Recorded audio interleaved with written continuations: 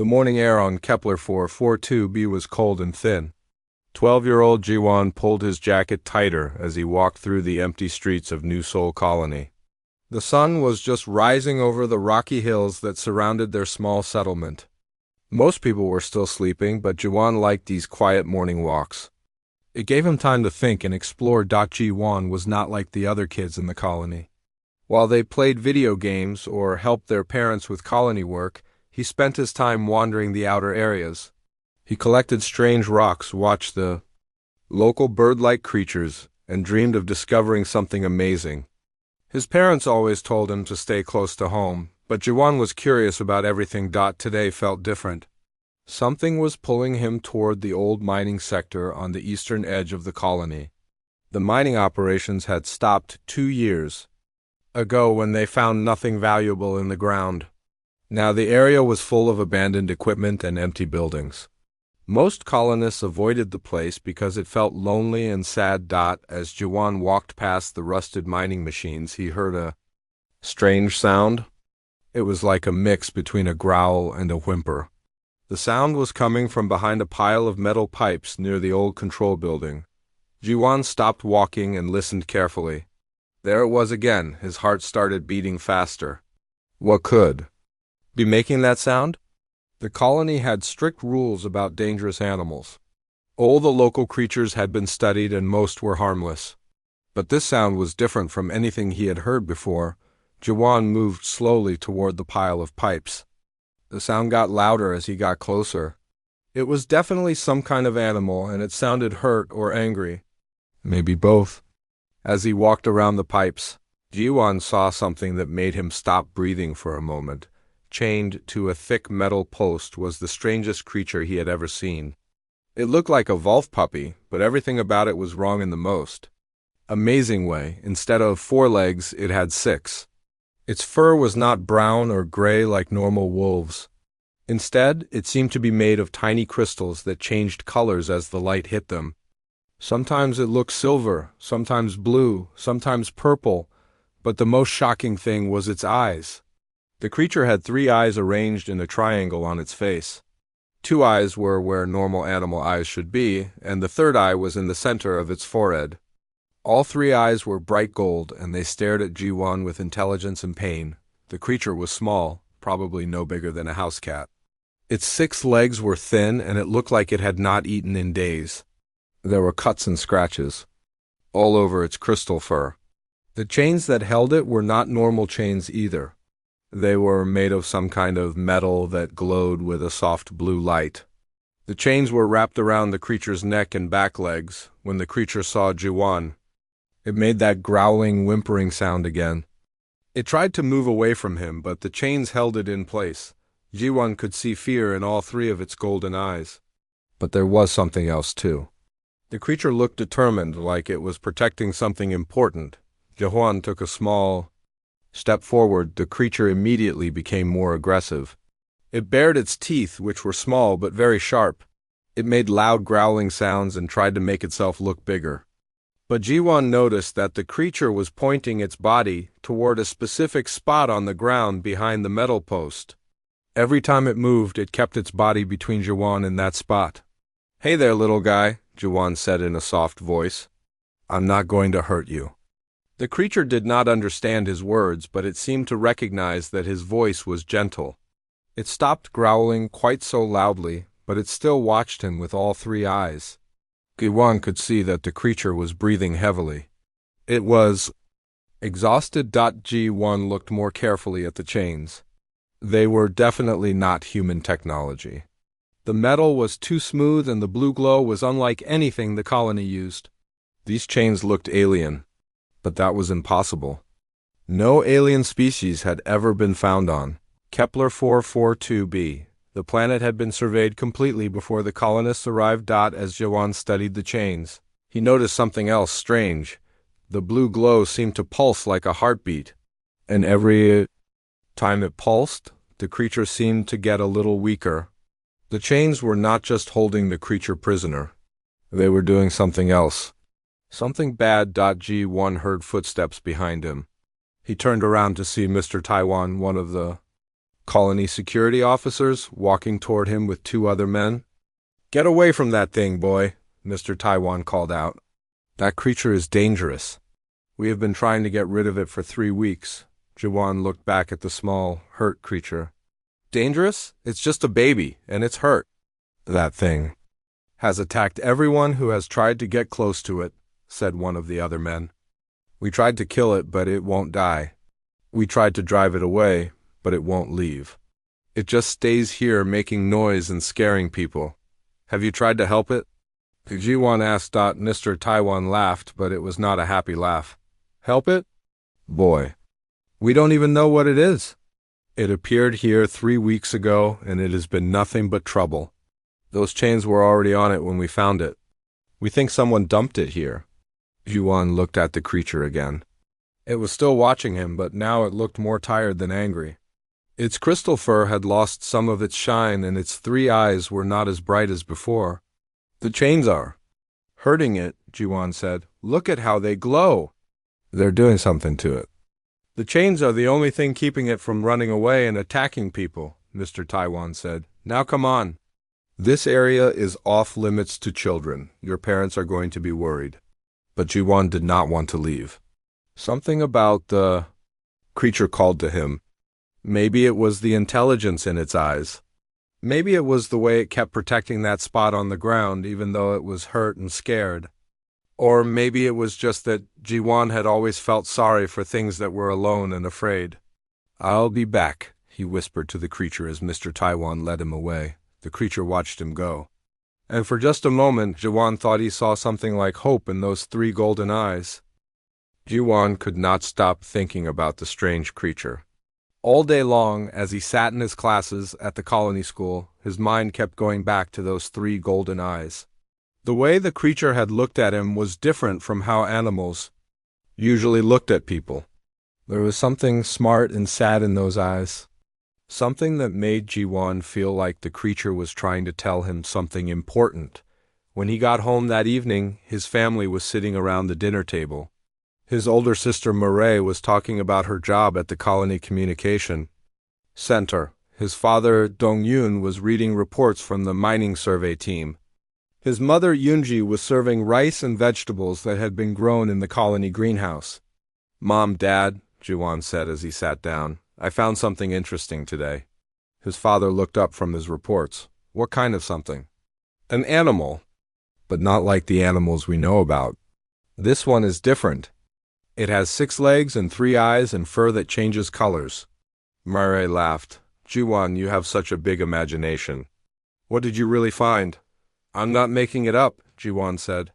"Mr. Taiwan saw it too. It's in the old mining area." Someone chained it up and it looks really hurt. The laughter stopped.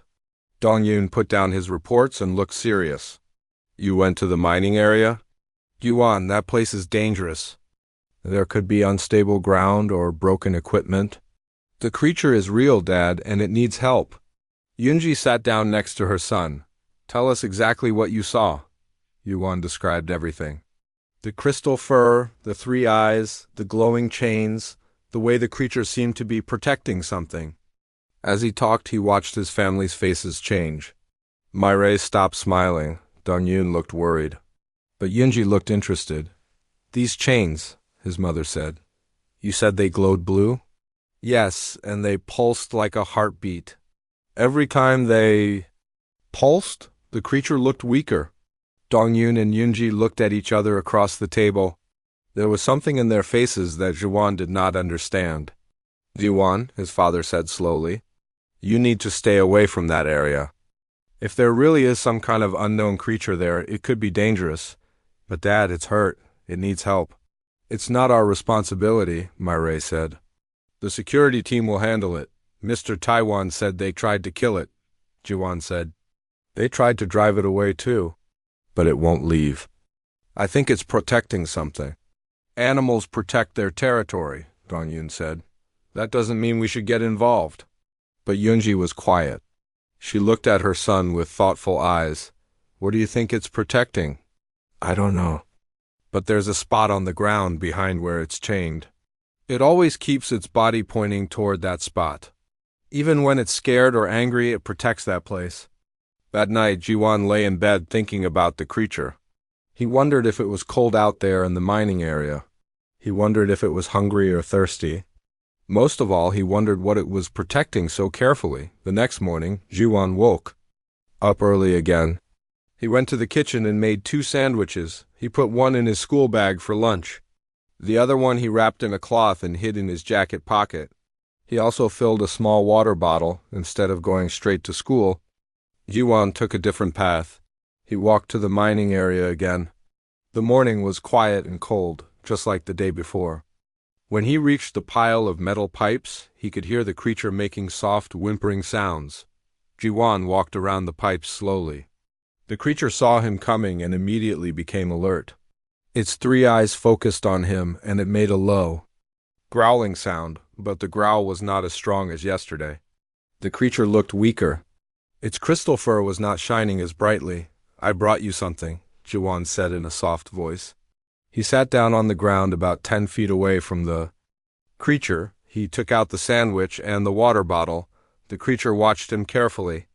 When Jiwan unwrapped the sandwich, the creature's nose twitched. It could smell the food.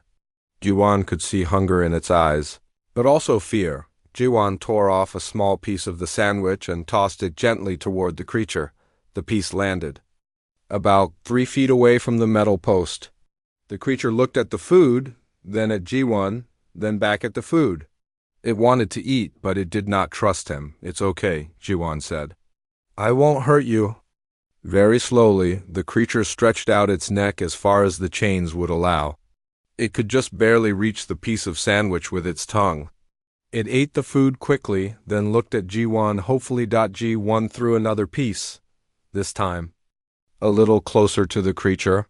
Again, the creature ate it quickly. They continued this way until the whole sandwich was gone. Then Jiwan poured some water into a small cup he had brought and slid it toward the creature. The creature drank the water gratefully. When it was finished, it looked at Jiwan with what seemed like less fear, not friendship yet, but less fear. "I'm going to call you Bile," Jiwan said. "That means star, because your fur sparkles like stars." Bile tilted its head when Jiwan spoke. It seemed to understand that the sounds were meant for it. Jiwan stayed with Bile for another hour before he had to go to school. He talked to the creature in a soft voice, telling it about the colony and his family and his dreams of exploring space. Bile listened to everything, its 3 eyes never leaving Jiwan's face when it was time to leave. Jiwan promised to come back the next day with more food. As he walked away, he turned back once to wave. Bile was still watching him, and its tail moved just a little bit. Not quite a wag, but almost. That evening at dinner, Jiwan was quiet. He ate his food and listened to his family talk, but his mind was on Bile. He wondered if the creature was lonely out there in the dark. He wondered if it missed its family, wherever they were. "You're thinking about that creature again, aren't you?" Yunji said. Ji-won looked up at his mother. "How did you know?" "Because you have the same look on your face that I had when I was your age and found a hurt bird." "Did you help the bird?" "Yes, even though everyone told me it was a waste of time. Even though they said wild animals should take care of themselves." Yunji smiled at her son. "Sometimes the right thing to do is also the hardest thing to do." Dongyun looked at his wife with surprise. "Yunji, you're not encouraging him to go back there." "I'm not encouraging or discouraging," she said. "I'm just telling him that kindness is never wrong, even when it's difficult." Later that night, Ji-won heard his parents talking in their bedroom. He could not hear all the words, but he heard his name and the word creature several times. His father's voice sounded worried. His mother's voice sounded calm but determined. Ji-won fell asleep thinking about Bile's 3 golden eyes and the mystery of what the brave little creature was protecting so carefully. For the next week, Ji-won visited Bile every morning before school. Each day, the small alien creature seemed a little more comfortable with him. Bile would eat the food Ji-won brought and drink the water. Sometimes when Ji-won spoke in a soft voice, Bile would make quiet chirping sounds back. It was almost like they were having conversations, but Ji-won was worried. Even though Bile was eating the food he brought, the creature was getting weaker. The crystal fur was losing more of its shine each day. The three golden eyes were becoming dull, and the blue glow from the chains was getting brighter, pulsing faster like a racing heartbeat. G1 knew he had to do something more than just bring food. He had to understand what those chains were doing to Bile. That evening, he sat at his desk with his tablet and started searching through the colony database. He looked up information about chains and restraints. He read about different types of metals and energy sources. He studied pictures of technology from other human colonies. But nothing looked like the glowing blue chains that held Bile prisoner. Then G1 had an idea. Maybe the chains were not human technology at all. He started searching for information about alien species and their technology.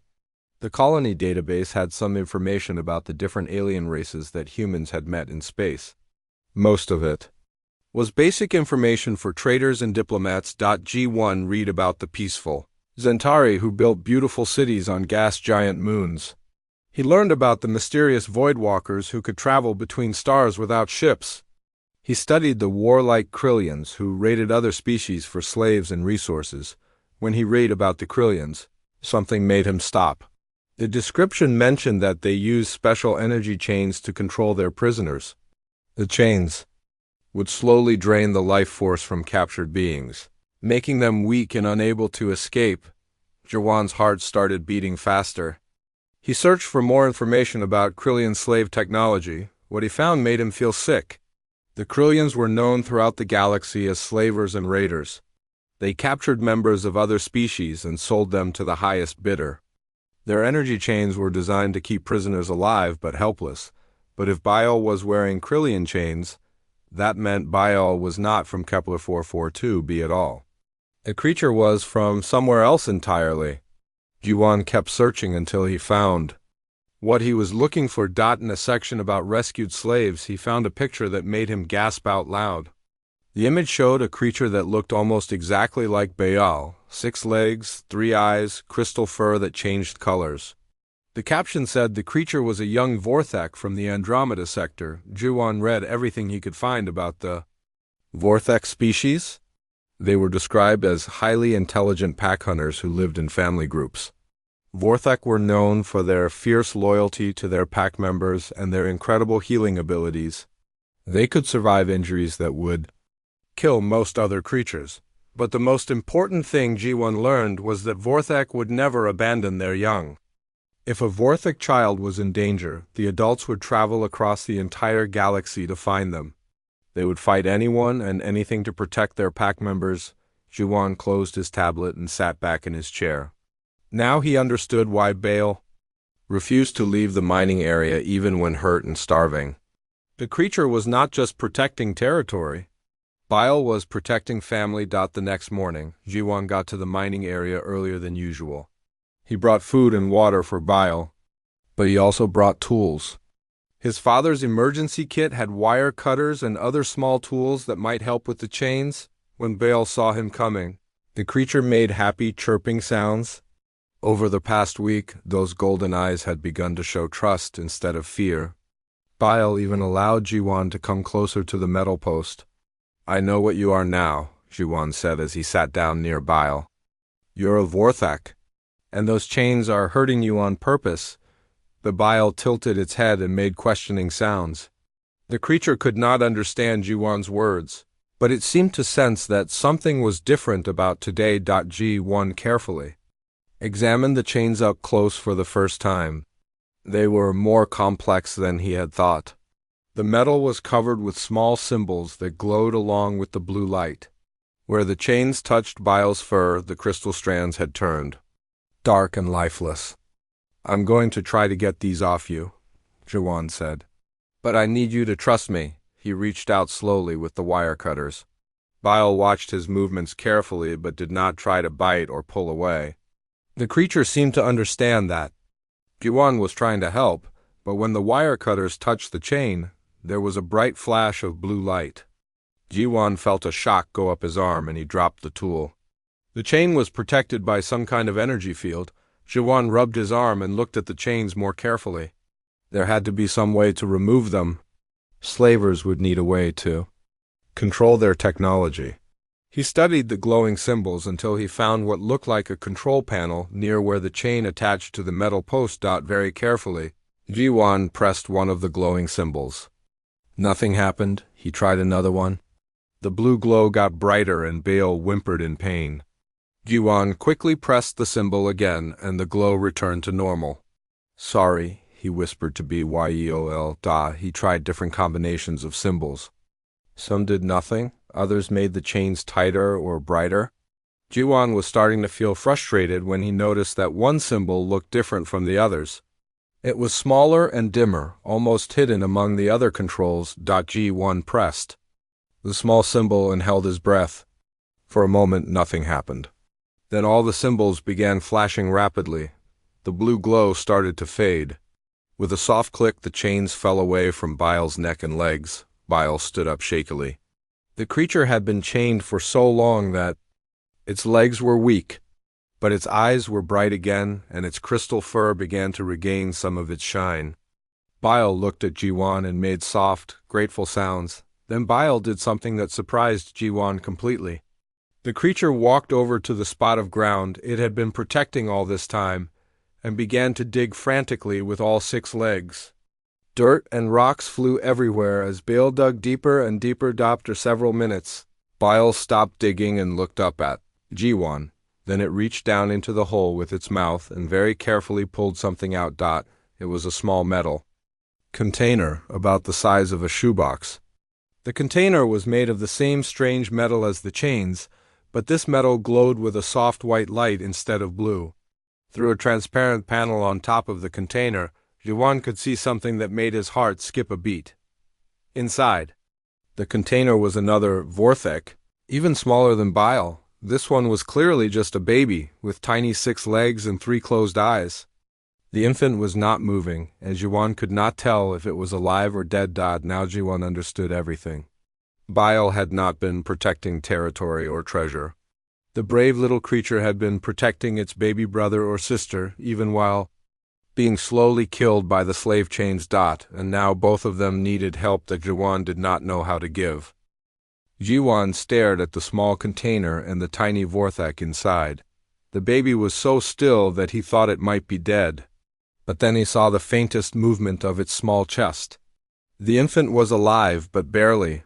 We have to get help, Jiwan said. To Byle, your baby needs a doctor? Byle seemed to understand the urgency in Jiwan's voice. The creature picked up the container carefully in its mouth and looked at Jiwan with pleading eyes. All the trust that had been building between them over the past week was now complete. Byle was putting its most precious treasure in Jiwan's hands, Jiwan thought quickly. He could not take Byle to the colony medical center without causing panic. People would be afraid of the alien creature. They might try to take the baby away or hurt Byle, but he could not leave the baby to die either. Come on, Jiwan said. We're going to my house. My mom will know what to do. The walk back to the colony was the longest of Jiwan's life. He stayed off the main paths, using back routes through the agricultural areas. Byle followed close behind him, never letting the container out of its sight. Several times they had to hide behind buildings when other colonists walked by. When they finally reached Jiwan's house, he was relieved to see that his father and sister had already left for work. Only his mother Yunji was home, tending to her. Small garden behind the house. Mom, Jiwan called out as he approached. Yunji looked up from her plants and saw Jiwan walking toward her with a 6-legged alien creature.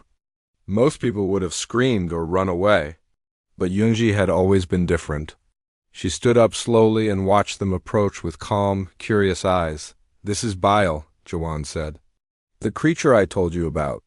And this is its baby brother. Or sister. The baby is dying. Yunji looked at the container that Byle carried so carefully. Through the transparent panel, she could see the tiny, still form of the infant Vorthek.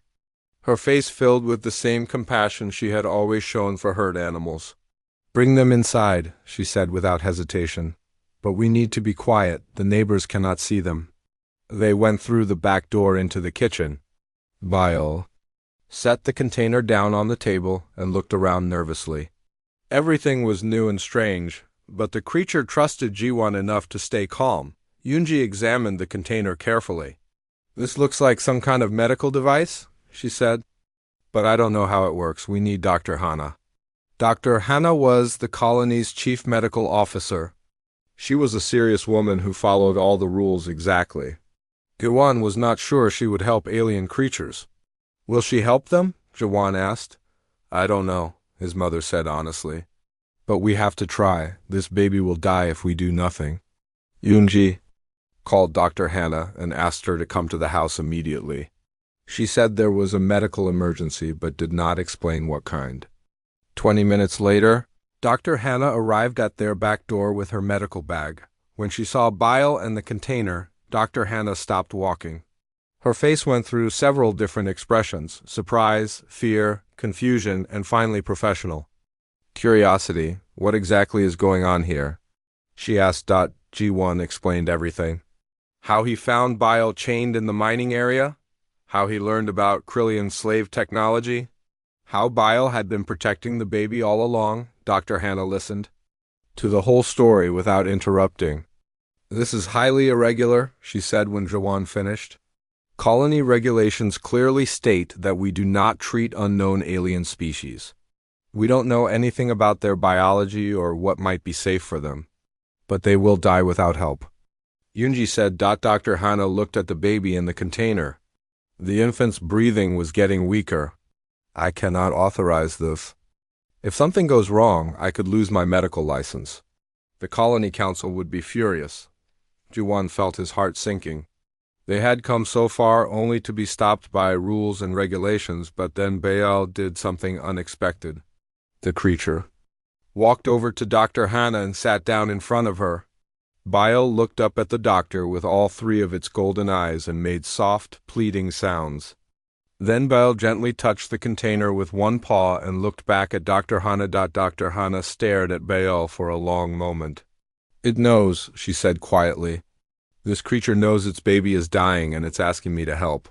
"Please," Ji-won said. "You became a doctor to save lives."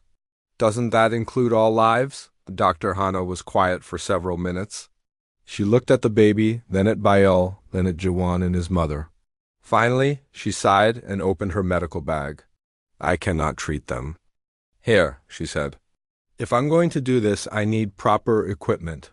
We have to take them to the medical center." "But people will see them," Ji-won said. "Then we'll have to make sure they don't," Dr. Hana replied. "Yoonji, do you have any large blankets?" An hour later, Dr. Hana's medical transport pulled up to the back entrance of the Colony Medical Center. To anyone watching, it looked like she was bringing in patients covered by blankets. No one could see the 6 legs or 3 eyes hidden underneath. In the private examination room, Dr. Hana began her work. She had never treated an alien before, but she was a good doctor. She started with basic scans to understand Vorthak biology. "Fascinating," she said as she studied the results. "Their physiology is remarkably similar to Earth canines, but with significant differences. Their healing factor is incredible. This adult should have died from the injuries I can see, but its body is already repairing itself." "What about the baby?" Ji-won asked. Dr. Hana scanned the infant and frowned. "The baby is in some kind of medical stasis. The container is keeping it alive, but the power source is almost dead. We have maybe 6 hours before complete system failure." Just then, the examination room door opened. Ji-won's father, Dong-yoon, walked in, followed by a man Ji-won did not recognize. "Dad?" Ji-won said in surprise. Dong-yoon looked at Bile and the baby, then at his son. His face was serious but not angry. "Yoonji called me at work." "She told me what was happening. Are you mad?" Ji-won asked. "No," his father said. "I'm proud of you, but also worried. This situation is more dangerous than you know." The man with Dong-yoon stepped forward. He was tall and had scars on his face and hands. "My name is Young-ho," he said. "I used to be a soldier before I came to this colony. I have seen Krillian slave technology before." Young-ho examined the container carefully. "This is a medical stasis pod," he said. Krillian raiders sometimes use them to keep valuable slaves alive during long journeys. But this one has been modified. Someone tried to turn it into a life support system for the baby. Can we fix it? Dr. Hana asked. Maybe, Young-ho said. But we will need some rare minerals from the mining stores, and we will need to work fast. As the adults began planning how to save the baby's life, Jiwon sat next to Bile. The adult Vorthak was watching everything with intelligent eyes. The creature seemed to understand that these humans were trying to help. Don't worry, Bael, Jiwon whispered. We won't let your baby die. Humans don't give up on family. And your family now. For the first time since Jiwon had met the creature, Bile's tail wagged. Just a little bit, but enough to give everyone hope. For the next 2 days, the medical center became a secret hospital for the two Vorthak. Dr. Hana worked around the clock to understand alien biology while Young-ho modified human equipment to work with the stasis pod. Jiwon stayed with Bael almost constantly, bringing food and providing comfort. The baby was getting stronger. The modified stasis pod was working, slowly bringing the infant back to full health. Bael seemed to understand that its sibling was going to be okay. The adult Vorthak was healing too, its crystal fur becoming bright and colorful again. The one was feeding Bael some meat from the colony kitchen when alarms started ringing throughout New Seoul Colony. The loud warning sounds meant only one thing. Unknown ships were approaching the planet. Dr. Hana burst into the examination room. Everyone needs to get to the emergency shelters immediately, she said. Colony Defense detected 3 large ships entering our space. Through the medical center windows, Jiwon could see people running through the streets toward the underground shelters, but he also noticed something else. Bile was not scared by the alarms. Instead, the creature seemed excited. Its 3 eyes were bright and its tail was wagging. Bile doesn't seem worried about the ships, Jiwon said. Before anyone could respond, the colony communication system crackled to life. A voice spoke in heavily accented but understandable human language. Humans of New Seoul Colony. We are Vorthak pack hunters from the Andromeda sector. We come seeking our lost young. We mean no harm to your people if our children are safe. Everyone in the room looked at Bile. The creature was making excited chirping sounds and seemed to be trying to communicate with the voice on the radio. Those are Bile's people, Jiwon realized. They came looking for their babies.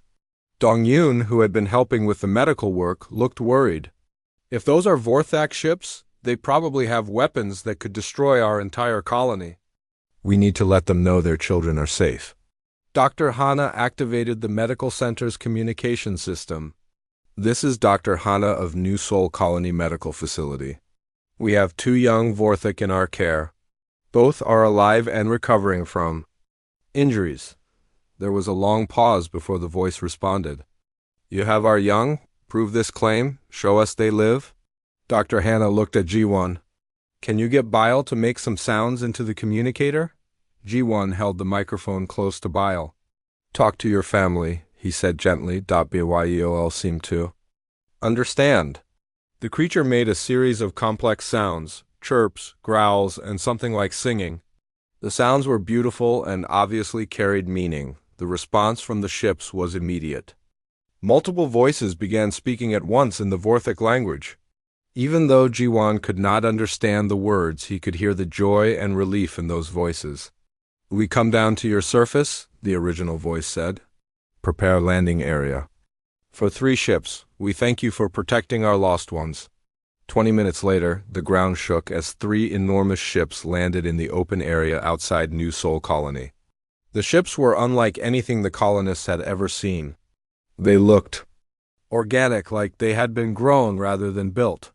The hulls shimmered with the same crystal-like quality as Vorthak fur. Colony Administrator Minju and the security team met the aliens at the landing site.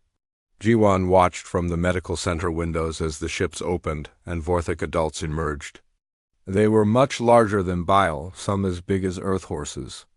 Their crystal fur was magnificent, shifting through colors that had no names. The lead Vorthak was a female with silver fur that sparkled like starlight.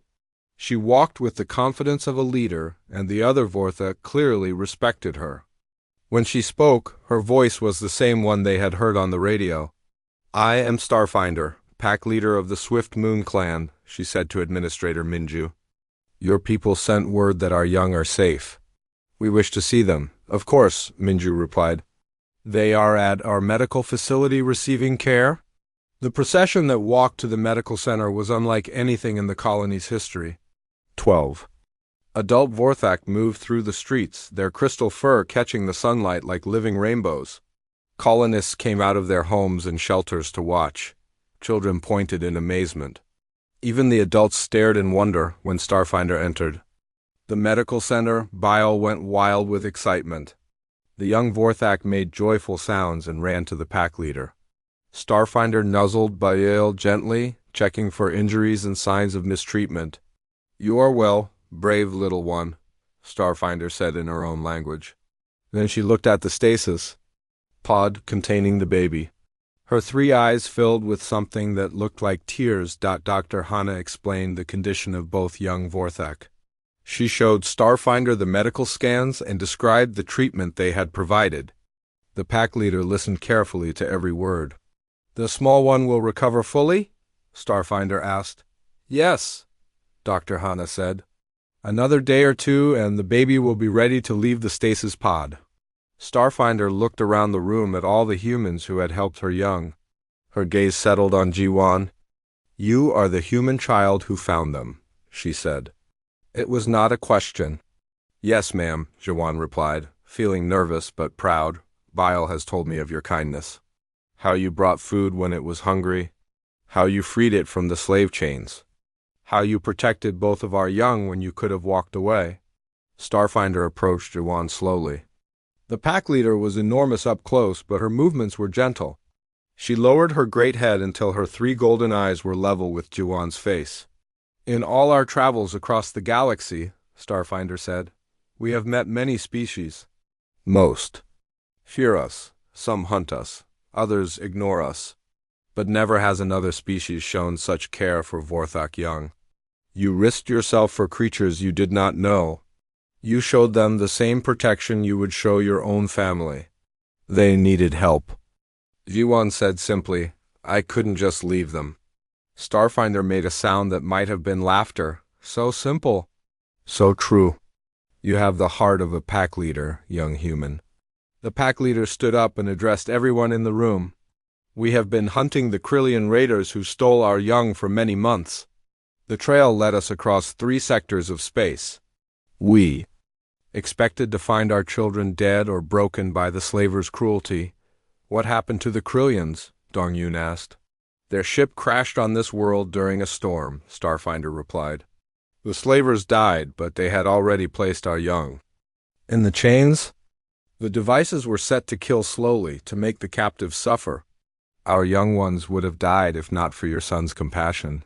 She looked at Jiwan again. "You saved 2 lives, human child, but you have done something far greater. You have shown us that not all species in this galaxy are cruel. You have given us hope for friendship across the stars." That evening, as the baby Vorthak slept peacefully in its repaired stasis pod, Jiwan sat with Bile and watched the sunset. The adult Vorthak seemed content but also sad. Jiwan knew that soon Bile would have to leave with its pack. "I'm going to miss you," Jiwan said. Byo looked at him with those 3 intelligent eyes and made soft, gentle sounds. Somehow, Jiwan knew that Bile would miss him too, but their story was not over yet. The next morning brought wonderful news. The baby Vorthak had recovered enough to leave the stasis pod. Dr. Hana carefully lifted the tiny creature out of the container and placed it on a soft blanket. The infant was perfect, 6 tiny legs, 3 bright golden eyes, and crystal fur that sparkled like diamonds. Bile was overjoyed to see its sibling awake and healthy. The adult Vorthak gently nuzzled the baby and made soft cooing sounds. The baby responded with tiny chirps and tried to crawl toward Bo with unsteady legs. Starfinder watched the reunion with obvious relief and happiness. "Our family is complete again," she said to Jiwan. Because of your kindness, both of our young will grow strong and live full lives. Jiwan smiled, but his heart felt heavy. He knew that today the Vorthek would leave Kepler 442b and return to their home among the stars. He would probably never see Bile again. When will you go? He asked. Soon, Starfinder replied. But first, we must speak of important matters. Your actions have created something new in this galaxy, a bond between Vorthek and human. Starfinder called for the other adult Vorthek to join them in the medical center. When the pack had gathered, she spoke in formal tones that made it clear this was a ceremony of some kind. For countless generations, Vorthek have lived by the law of the pack, she began. We protect our own. We hunt together. We share our strength with those who share our blood. Today, that law grows to include a new member. She looked directly at Jiwan. Human child, you risked your safety to protect Vorthek young. You showed them the loyalty of a pack member. You fed them when they were hungry. You freed them when they were trapped. You brought them healing when they were hurt. The other Vorthek began making sounds together, a complex harmony that was beautiful and powerful. Jiwan did not understand the words, but he could feel the importance of the moment. By the ancient laws of our people, Starfinder continued, we name you Pack Friend. You are no longer just human to us. You are family. And Vorthek never abandon. Family, Jiwan felt tears in his eyes. What does that mean? It means we will remember you across all the years and all the stars, Starfinder said. It means that wherever Vorthek travel in this galaxy, they will know your name and the story of your kindness. And it means that you will always have a place in our pack. Bile walked over to Jiwan and pressed its head against the boy's chest. The crystal fur was warm and soft, and Jiwan could feel Bile's heartbeat strong and steady. But there is more, Starfinder said. The bond between pack members is not easily broken. If you wish it, young Bile may choose to stay with you, not as a pet, but as a companion. As family, Jiwan's heart jumped. Really? Bile could stay? The choice is Bile's to make, Starfinder said. We will not force our young to choose between pack and new family, but we will honor whatever choice is made. Everyone looked at Bile. The young Vorthek looked back and forth between Jiwan and the other members of its pack. Jiwan could see the conflict in those three golden eyes. Bile loved its Vorthak family, but the bond with Jiwan was strong too. Finally, Bile made its decision. The creature walked to Starfinder and made a series of complex sounds. The pack leader listened carefully, then nodded with understanding. Double quotes BYEOL chooses to stay, she translated. But with conditions. The young one wishes to remain with you until it reaches adult age. And Bile will travel to the stars to find a mate and start its own pack. This is acceptable to you? Yes, Jiwan said quickly. Of course, I would never want to keep Bile from having a family. Then it is decided, Starfinder sighed. But Bile will remain on your world as ambassador between our species. The young one will learn human ways while staying connected to Vorthik traditions. Administrator Minju, who had been listening to the entire ceremony, stepped forward.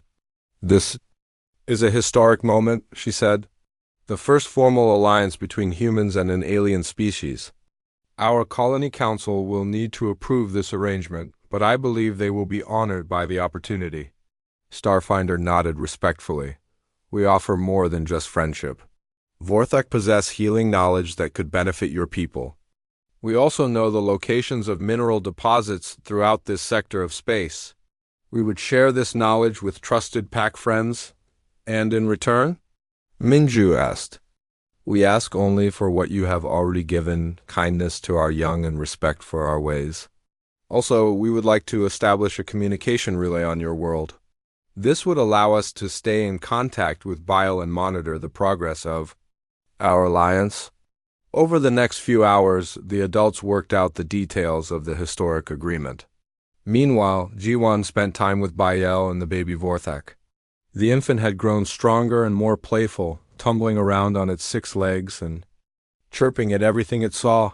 What's the baby's name? Jiwan asked. Starfinder made a sound in the Vorthak language, then translated. In your language. It would be something like Hopebringer. The name commemorates how this child brought our species together. As the sun began to set, it was time for the Vorthak pack to depart. The adult alien said goodbye to Bile with gentle nuzzles and soft sounds. Starfinder was the last to say farewell. "Take care of our young one," she said to Jiwan, "and let Bile take care of you. The galaxy can be dangerous, but those who have pack family are never truly alone." "I will," Jiwan promised. "And when Bile is ready to go to the stars, I'll be happy for the adventure even though I'll miss my friend." The three ships lifted off just as the stars were becoming visible in the darkening sky. Jiwan and Bale watched from the medical center roof until the ships disappeared into the vastness of space. "It's just us now," Jiwan said to his alien companion. Bale made a sound that seemed like agreement, then did something that surprised everyone who was watching. The young Vorthak howled, a long musical sound that carried across the colony and echoed off the surrounding hills. Other voices answered from the direction of the departing ships, growing fainter as the pack traveled toward distant stars. "What was that about?" Dr. Hannah asked. Jiwan somehow understood, even though he could not explain how. Bao was telling the pack that it's happy here. And the pack was saying they'll come back someday. That night, as Jiwan lay in his bed with Bao curled up beside him, he thought about everything that had happened. A few weeks ago, he had been just another colony kid dreaming of adventure. Now he was the first human to be named pack friend by an alien species. He had a companion who would share adventures across the galaxy, but the most important thing was simpler than that. He had done what his mother had taught him. He had shown kindness to someone who needed help. And that kindness had changed everything. Outside his window, the stars seemed brighter than usual. Somewhere among those points of light, the Vorthak pack was traveling to new worlds and new adventures. And someday, when Bile was ready, they would be part of those adventures too. Jiwan smiled and closed his eyes. Tomorrow would bring new challenges and new wonders. But tonight, he was content to sleep beside his alien friend and dream of the stars. The bond between human and Vorthak had been forged by compassion and sealed by trust. It was a friendship that would echo across the galaxy and inspire other species to look beyond their differences. And it all started because a human boy refused to walk away from someone who needed help. In the end, that might be the most human thing of all.